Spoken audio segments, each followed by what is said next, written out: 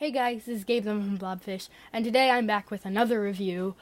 This time, it's of the E-Element Z-77 RGB keyboard. It's wired. It's a mechanical keyboard. It has blue switches, so you could take out the keycaps. Just took it out. See?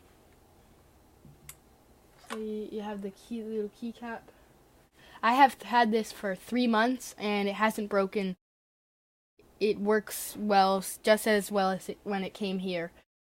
So that's pretty much it. Now, I will have the Amazon link down in the description, so you should check it out if you want to get it. Goodbye, thanks for watching, and have a great day.